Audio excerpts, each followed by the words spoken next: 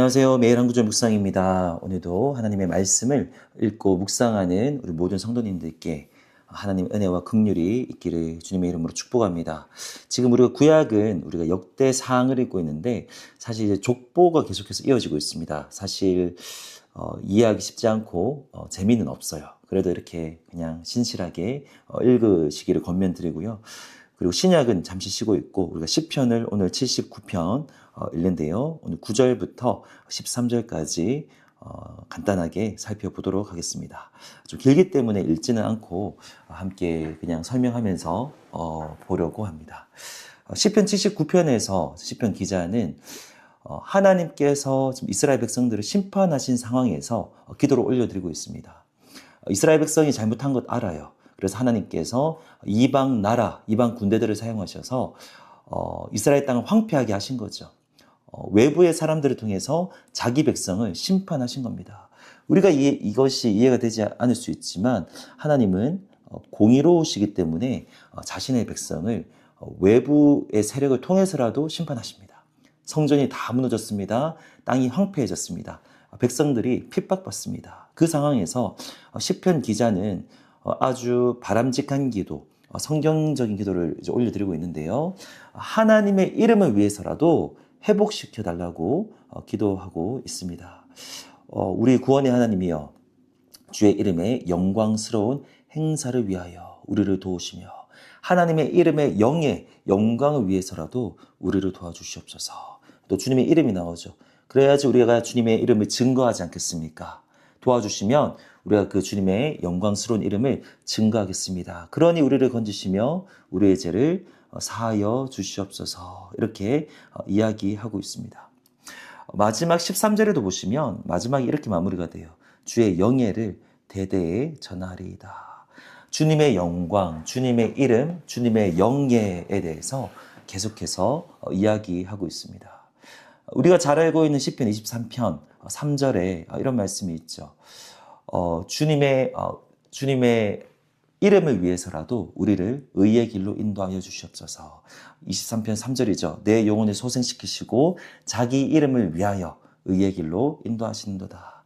하나님은 당신의 이름을 위해서라도 우리를 인도하시는데 그 전제는 우리가 주님의 백성이기 때문에 그렇습니다. 13절에 우리는 주님의 백성이요 우리는 주님의 목장의 양이니.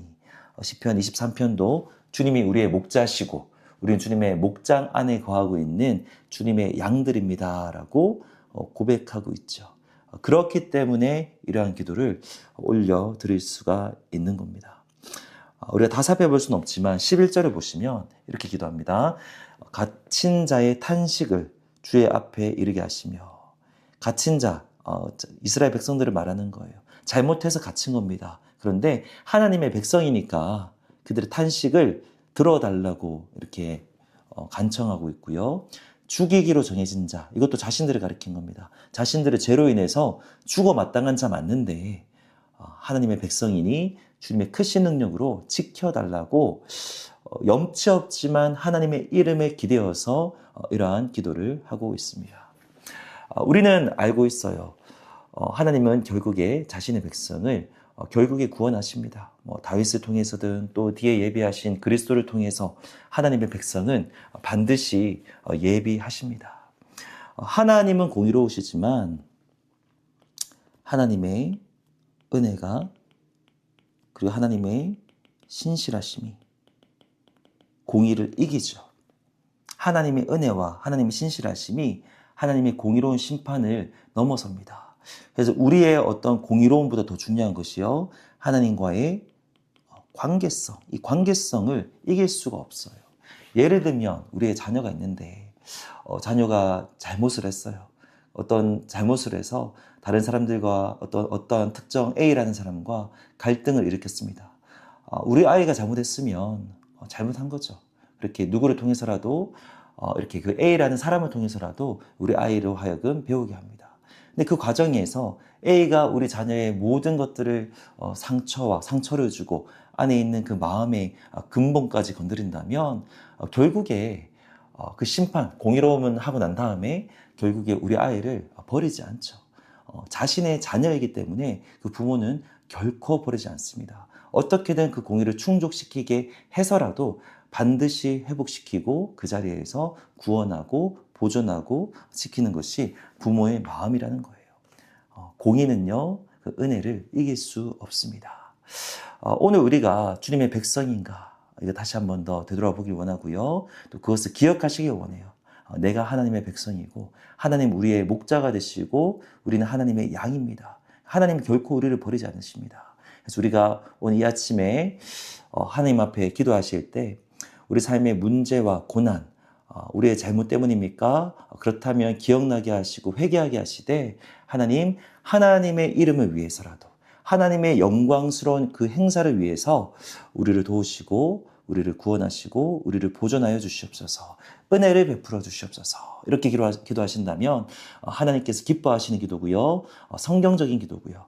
하나님의 영광을 위해서라도 우리를 그 고난에서 건져내실 줄로 믿습니다. 그렇게 고난에서 건짐당하면 우리가 결단의 고백을 하는 거예요. 그러면 주님의 이름 때문에 나를 구원하셨으니 나는 주님의 이름을 증거하겠습니다. 난 주님의 영광을 대대히 우리 주변에 선포하는 전도자가 되겠습니다. 이렇게 또 결단의 고백을 올려드리는 우리 모든 성도님들 되시기를 축복합니다. 하나님 아버지 감사합니다. 시편 기자가 하나님의 백성됨으로 인해 주님의 목자의 양으로 있기 때문에 하나님께 이렇게 담대한 기도를 드리는 것을 봅니다. 하나님의 이름을 위해서라도 하나님의 백성을 반드시 건지실 줄로 믿습니다. 공의보다 그 이상으로 은혜를 베풀어 주시는 그 하나님을 이 시간 다시 한 번 더 고백하길 원합니다. 하나님의 영광을 위해서라도 우리의 삶을 선하게 인도하여 주시고 또 행여나 우리 성도님들 중에 고난 가운데 있는 성도님들이 있다면 하나님의 선하심을 맛보고 경험하고 주님께서 건져주시는 은혜를 경험케 하여 주시옵소서.